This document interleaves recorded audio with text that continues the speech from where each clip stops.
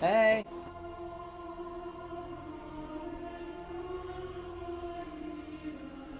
Yama, and I made the landing. I talked to someone at an insurance agency today that I've known for a long time. I've been talking with other people. I've experienced it myself a lot recently. There's like a PTSD fatigue that's actually going on. The world is changed. You know, that the vitriol and the hatred, you know, and the logomachy of people, you know, they're on edge. There's a lot of people on edge. I feel it in the water. I've noticed like fringe hostility out in public, and a lot of people are required to wear a face diaper in every retail store. I feel it in the earth.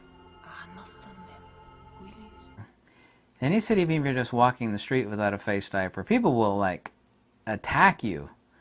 You're like just nearly physically attack you. The insanity that's actually going on in this world is absolutely crazy. I smell it in the air. People are not only, and this is sad, you know, there's so many people that are being driven out of business. I see the stories up in New Jersey. There's a lot of people and a lot of government entities that are basically mandating what businesses are going to stay alive and which ones are not. Like big box retailers like Walmart and Costco and other places like that, you know, they weren't forced to close, but there's all these little small businesses that were basically forced to go out of business by these, you know, these radical moonbats. Much that once was is lost. I see like a breaking point in a lot of people's eyes. I see it in the grocery store. I see people acting really weird and fringe.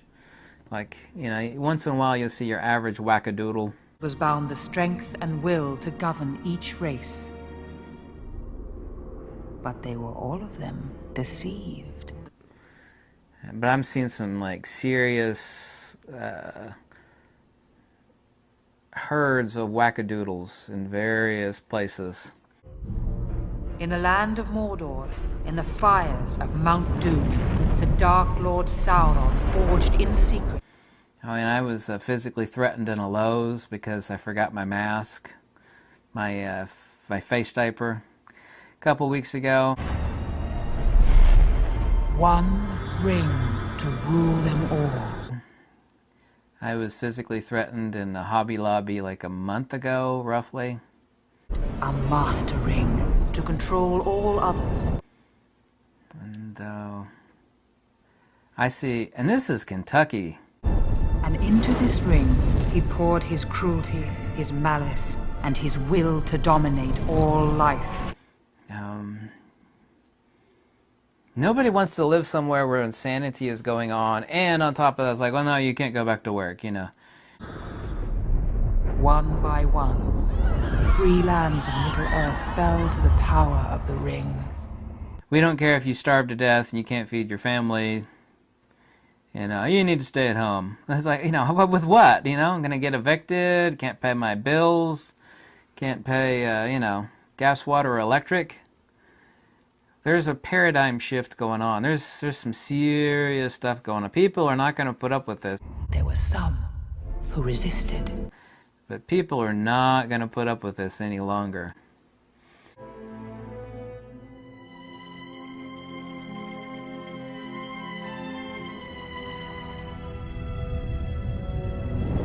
When you tell somebody they can't go to work and they can't feed their family and pay their bills and pay the rent, oh, you have reached the edge of the breaking point, girlfriend. You have reached the edge of it.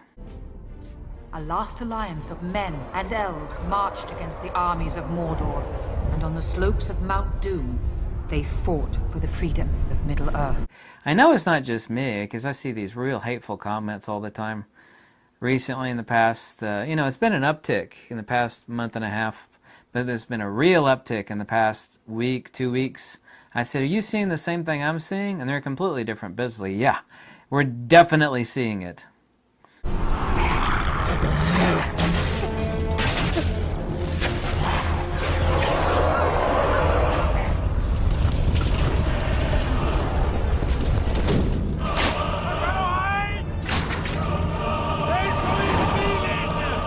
See, people are yelling at us on the phone, and they're screaming at us when they come in to see us. These are people I talked to today.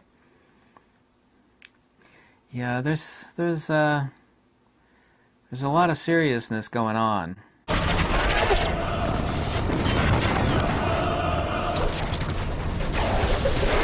I mean, even more so than when all this started, because people have reached. When you tell them they can't feed their family and they can't pay the rent and you can't go back to work, oh, you've reached the breaking point. You've reached the line of demarcation.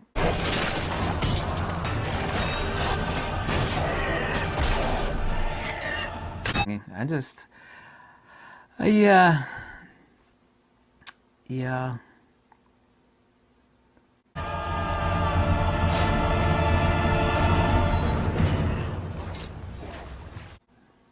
As that movie title goes, something wicked this way comes. But the power of the ring could not be undone.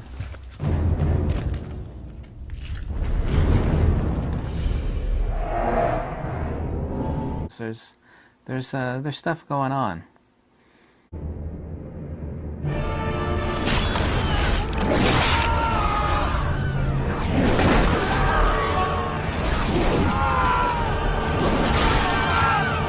It's like, yeah, I know there's stuff. I was like, no, you don't know. I mean, there's stuff going on.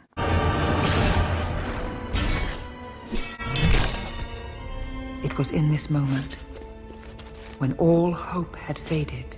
There's seriousness afoot. Here's how easy it is for a sheepdog. There's no sound to this, but look at this.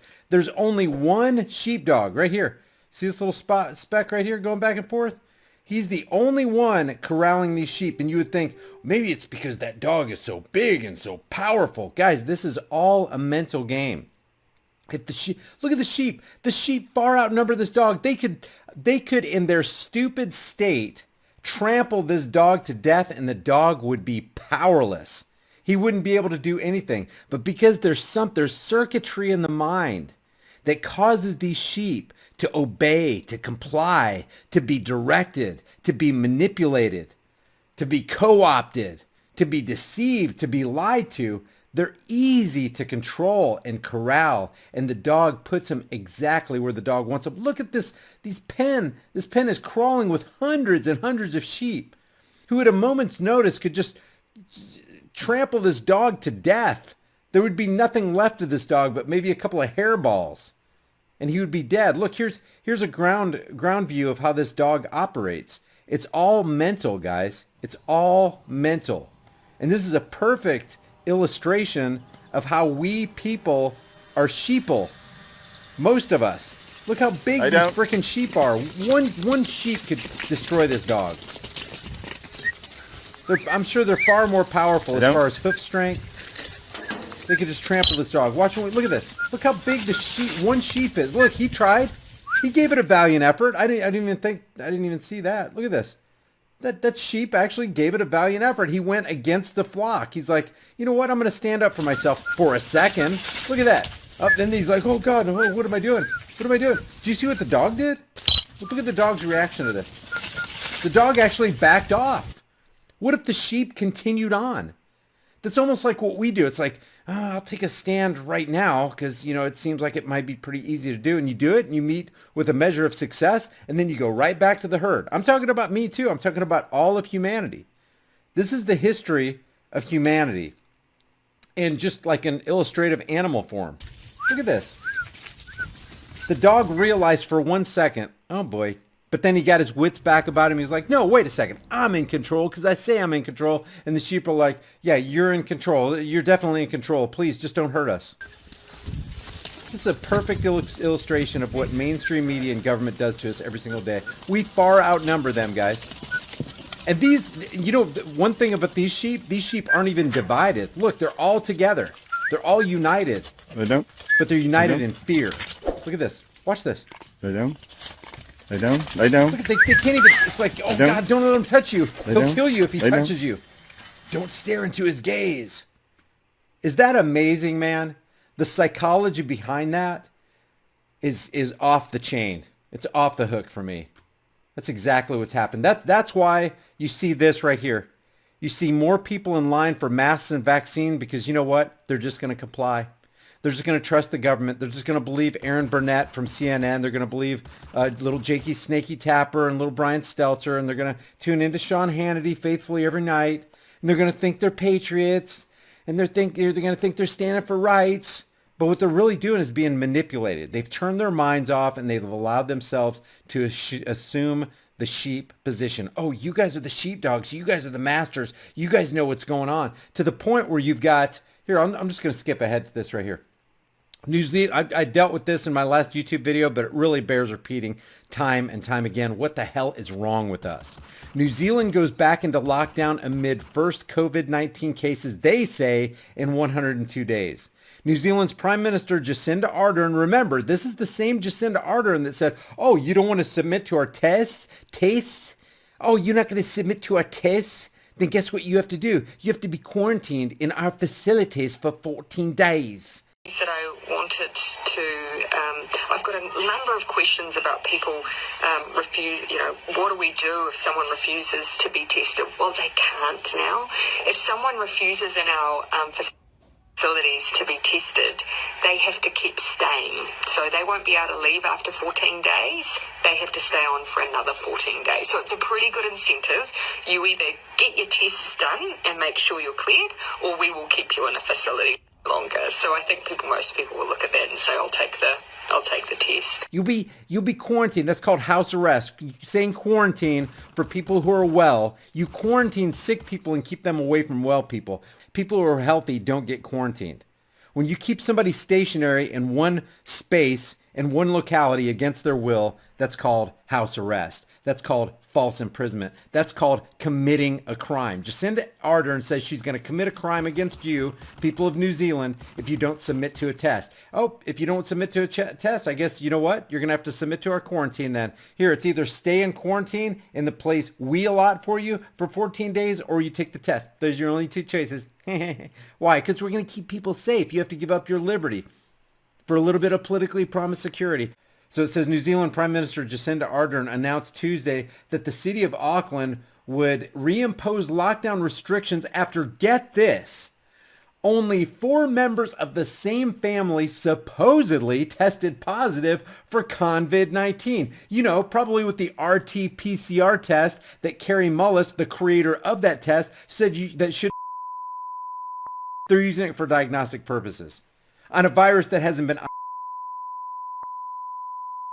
So there you go. All fiction. All fiction. It's the sheep being corralled. Here we go. This is what's happening right here. The sheep being corralled. Why? Because, oh my God, the sheepdog's telling the sheep, 4 people have been tested. They've been tested and now they have COVID. We haven't had a case for 102 days, they say, but now we have 4 cases in one household. Oh my God, we have to shut down a city of 1.6 million sheep. But a handful of political parasites are telling 1.6 million people in Auckland, hey, you got to shelter in place for the next 14 days. You got a couple hours to get your things together. Make sure you stay at home. Marking the first instance of community transmission in 102 days in New Zealand. Those whose COVID-19 response has been praised as one of the most successful in the world. Hey, tyranny is successful. That's the message to the world. Hey, look at New Zealand. Look how tyranny helped save everybody's life. Little do they know, well, actually they do know, the elites do know, the parasites do know, the banking elite does know that tyranny will cost far more lives than this supposed safety, politically promised safety and security ever would save.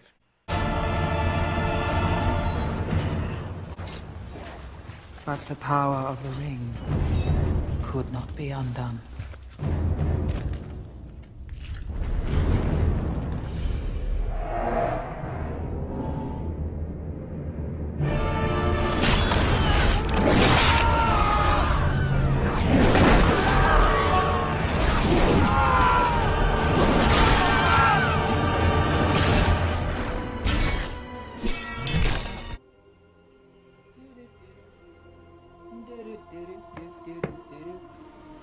Do do do do. Do do do do do do do do do do do.